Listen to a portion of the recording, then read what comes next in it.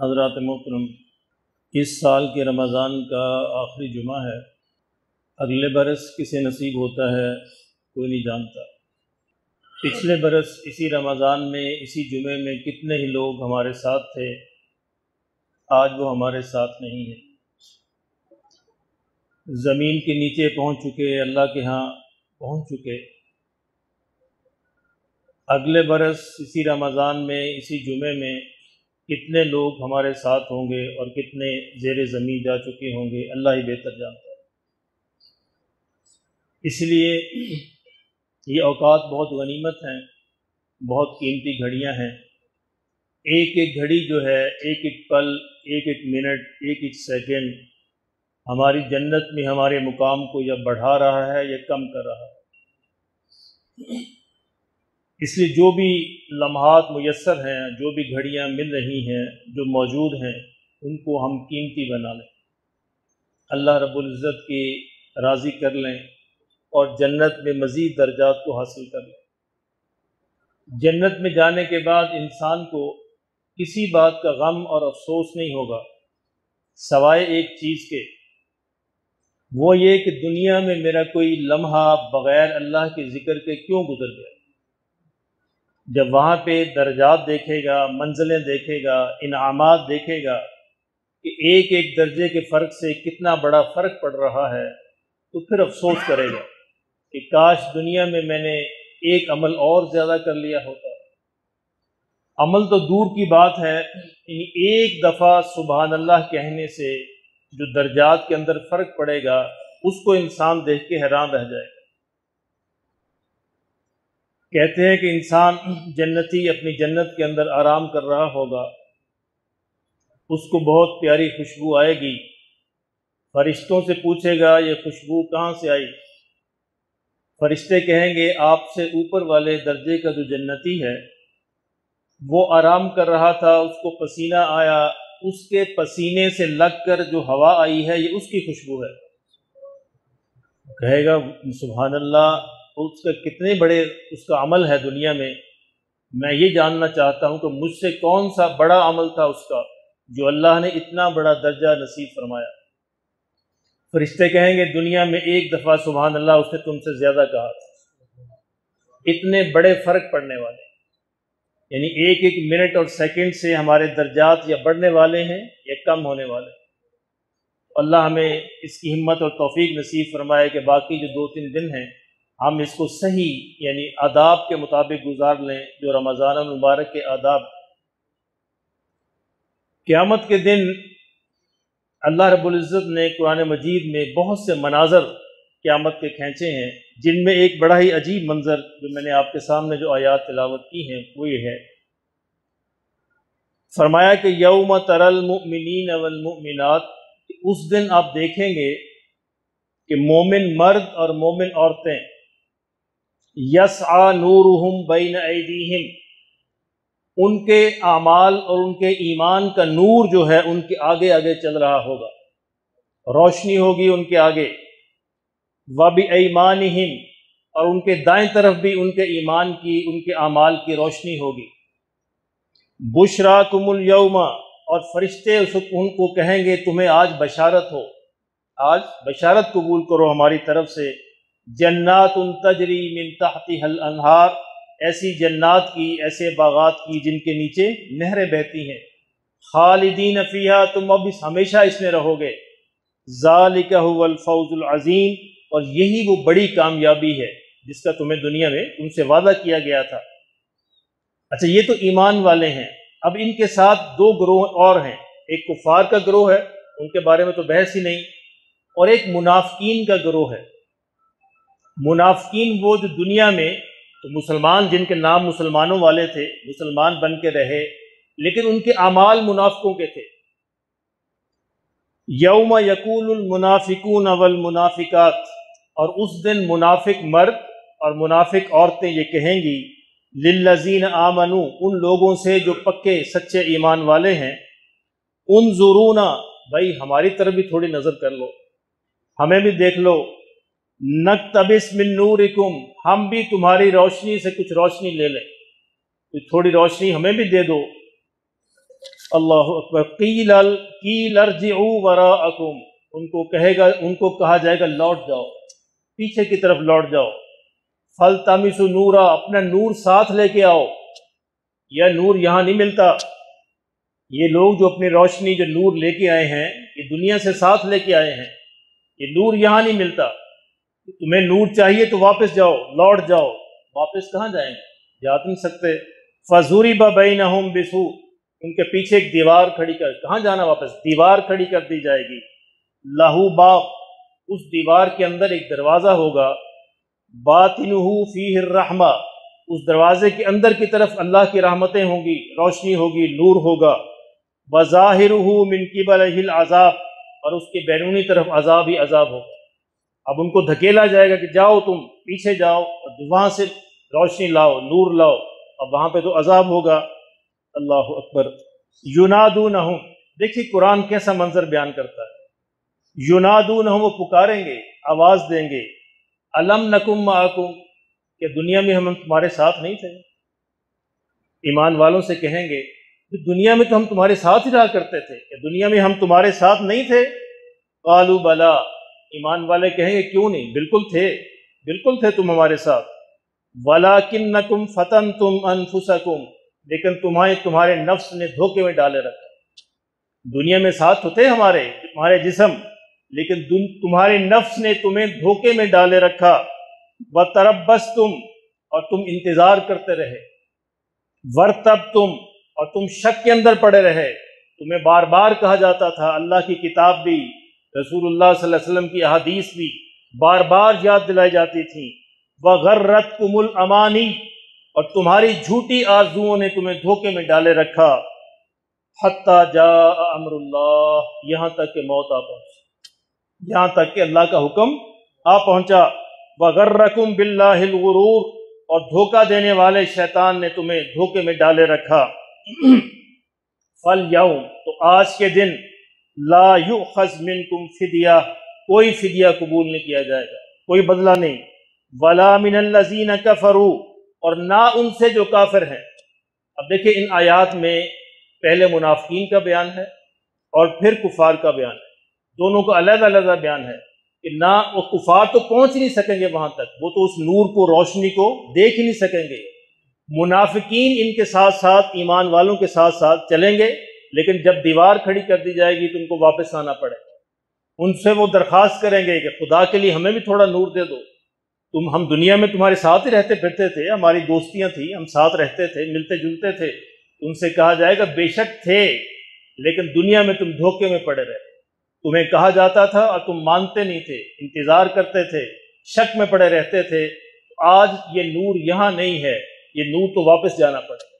میرے محترم دوستو، عرض کرنے کا مقصد یہ ہے کہ منافقین، جو مسلمان جن کے نام ہیں، ان کے اندر بھی منافق ہوتے ہیں، اور ان کی بہت ساری علامتیں ہیں۔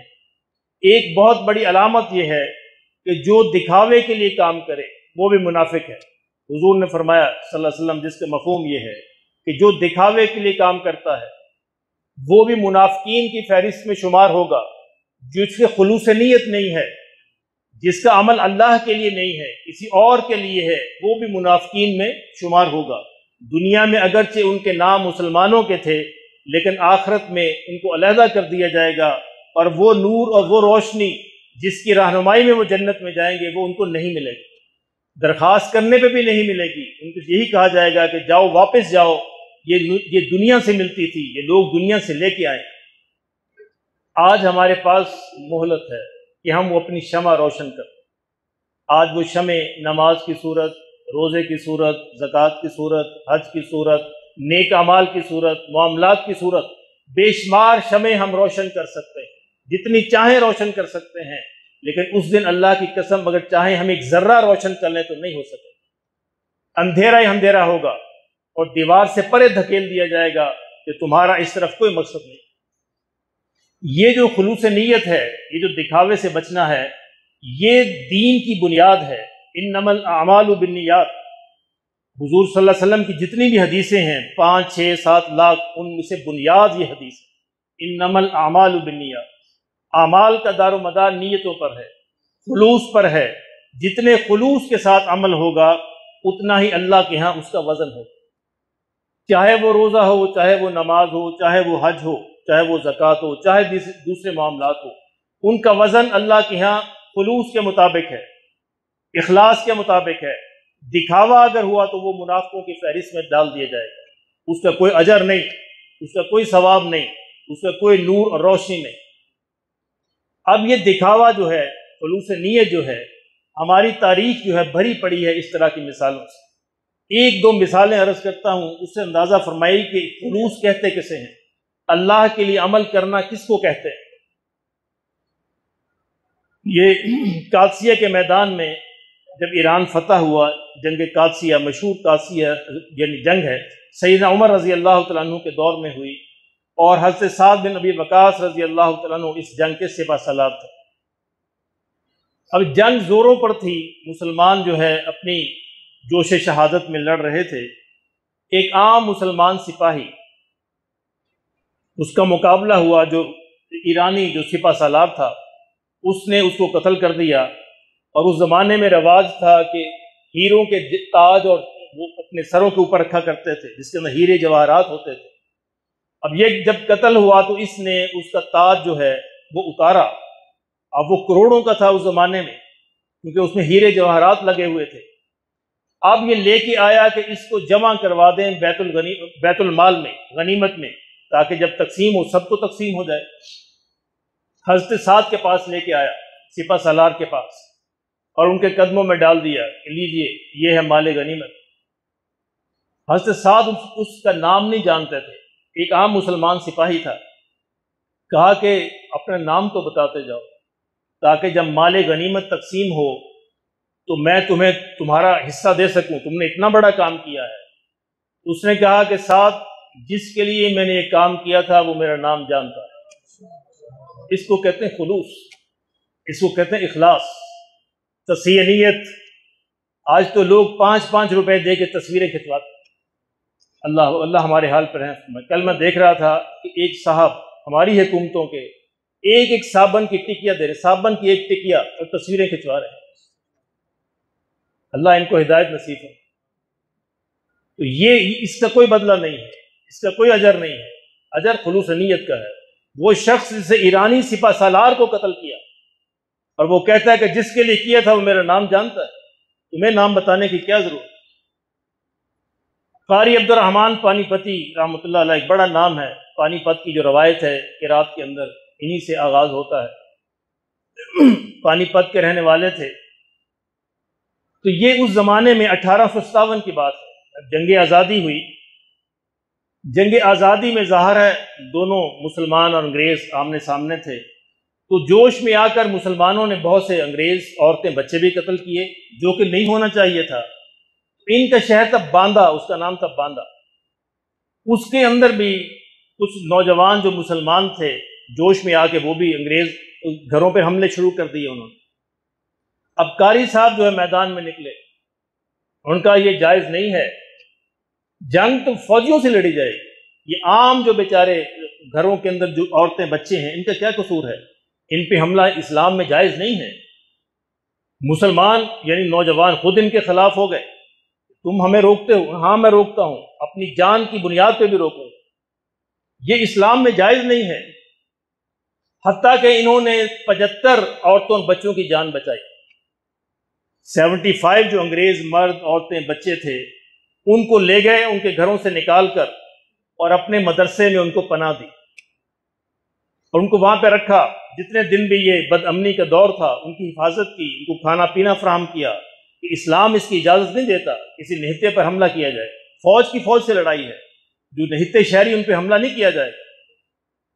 خیر جب وہ زمانہ گزر گیا، انگریزوں کا پھر دوبارہ قبضہ ہو گیا، امن ہوا، تو انگریزوں نے تلاش کیا کہ اس دور میں کس کس نے ہماری مدد کی، تاکہ ان کو نوازا جائے۔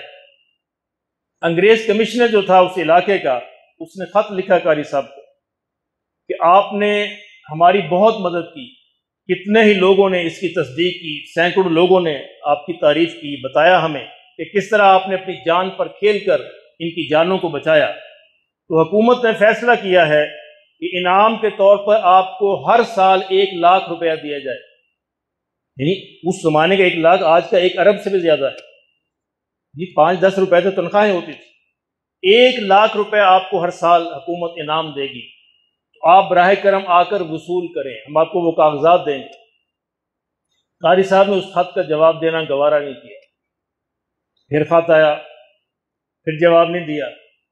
آخر انگریز کمشنر خود چل کے آیا کہ حضرت توجہ فرمائیں، آپ ہمارے محسن ہیں، یہ قبول فرمائیں. قاری صاحب نے کہا کہ حضرت صاحب اس کے لیے نہیں کیا تھا، جس کے لیے کیا تھا وہ میرا نام جانتا ہے، انعام اس سے لینا ہے، اس 1 لاکھ روپے کی ضرورت نہیں مجھے، نہ تمہاری جائیدادوں کی ضرورت ہے. یہ کہہ کر انکار کر دیا. اندازہ فرمائیں، یہ آسان نہیں ہے. میرے لیے کہنا آسان، آپ کے لیے سننا آسان، عملاً آسان نہیں ہے. کروڑوں اربوں کو اس طرح ٹھکرا دینا صرف اللہ کے لیے کہ میں نے یہ کام اللہ کے لیے کیا تھا، ان جائیدادوں کے لیے نہیں کیا تھا. میرے مذہب کا یہ حکم تھا، میرے دین کا حکم تھا، اس حکم کو پورا کیا تھا، اس کے لیے کیا تھا. مجھے اس کی ضرورت نہیں، اس کا بدلہ مجھے اللہ سے لے. اس کو کہتے ہیں خلوص نیت.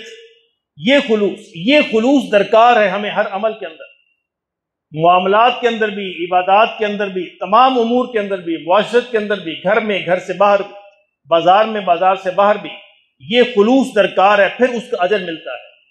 پھر ایک ذرہ جو عمل ہے وہ پہاڑوں کے برابر اجر دلوائے گا. اور اگر خلوص کے بغیر پہاڑوں کے برابر عمل کیا ہوا، اللہ کے نزدیک اس کی کوئی حیثیت نہیں. مولانا امین حسن اصلاحی، جن کی تفسیر ہے تدبر قرآن، 9 جلدوں میں ہے، بڑا معروف یعنی عالم دین، 1992 میں انتقال ہوا. ایک زمانے میں جب پرانے حضرات کو یاد ہوگا، ایوب خان کے دور میں ایوب خان اور فاطمہ جناح کا مقابلہ تھا الیکشن، اور پوری گورنمنٹ لگی ہوئی تھی کہ فاطمہ جناح کو کسی طرح ہرا دیا جائے. تو اس زمانے میں مولانا امین حسن اصلاحی کی یہ رائے تھی، بہت سے علماء کی رائے تھی کہ عورت کی حکومت جائز نہیں. انہوں نے ایک آرٹیکل لکھا رسالے میں کہ عورت کی حکومت جائز نہیں. اچھا، اس آرٹیکل کا بالواسطہ فائدہ پہنچتا تھا ایوب خان کو. غرب مقابلے میں عورت تھی، اب لکھا نہیں تھا اس کے لیے، لیکن اس کو فائدہ پہنچا. ایک بڑے عالم نے جو ہے اس کا لکھا کہ یہ عورت کی حکومت تو جائز ہی نہیں ہے. اس نے بڑا فائدہ اٹھایا اور فاطمہ جناح کے خلاف اس کو جناب لاکھوں میں پھیلایا، تقسیم کیا کہ دیکھو عورت کی حکومت تو جائز ہی نہیں، اس لیے اس کو ووٹ دینا بھی جائز نہیں.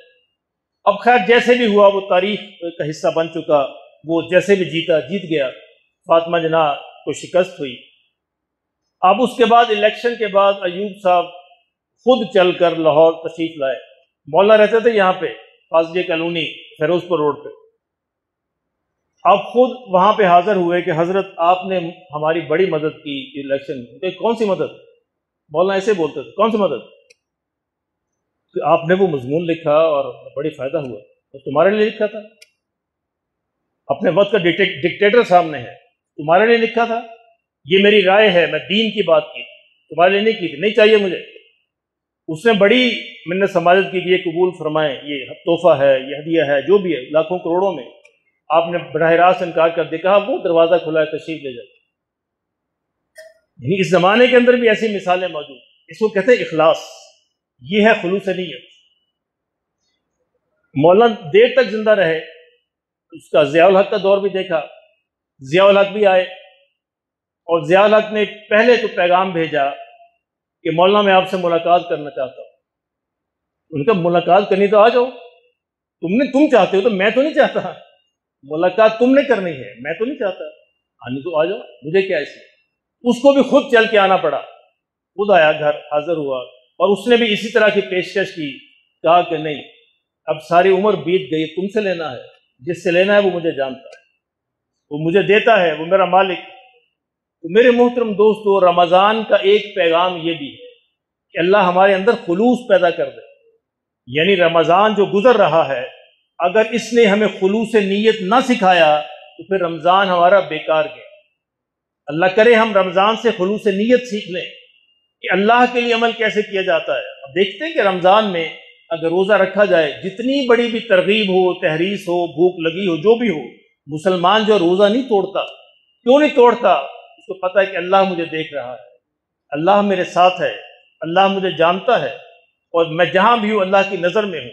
کوئی دیکھے نہ دیکھے، یعنی چھپ کے بھی بچے کو بھی کہا جائے کہ تم پانی پی لو، وہ چھپ کے بھی نہیں پیے گا، کیوں کہ اسے معلوم ہے کہ اللہ میرے ساتھ ہے۔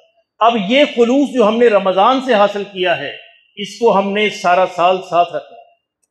یہ اصل امتحان ہے کہ رمضان سے جو ہم نے خلوص حاصل کیا، جو سبق حاصل کیا، کیا باقی سال بھی ہمارے ساتھ چلتا ہے یا ہم اس کو عید پر ہی چھوڑ دیتے ہیں؟ اگر تو عید پر اس کو فارغ کر دیتے ہیں تو پھر رمضان سمجھیے اس کا صحیح فائدہ نہیں ہوا جیسے ہونا چاہیے تھا، اور اگر یہ باقی سال بھی ہمارے ساتھ رہے تو پھر انشاءاللہ اس کا صحیح فائدہ ہے۔ اللہ ہمیں اس کی سمجھ نصیب فرمائے اور اس کا اصل فائدہ ہمیں نصیب فرمائے، مجھے بھی خلوص نصیب فرمائے اور آپ سب کو بھی وہ خلوص نصیب فرمائے جو بڑی جنتوں کے اندر ہمیں لے جائے۔ اللہ کرے وہاں بھی ہماری ملاقاتیں، وہاں بھی آپ دعوت کریں، میں آپ کی دعوت کروں، آپ میری دعوت کریں، اور ڈوگر صاحب کی ہم سربراہی میں وہاں ایک دوسرے کے گھروں کے اندر جائیں۔ اللہ ہمیں نصیب فرمائے، کہہ دو آمین۔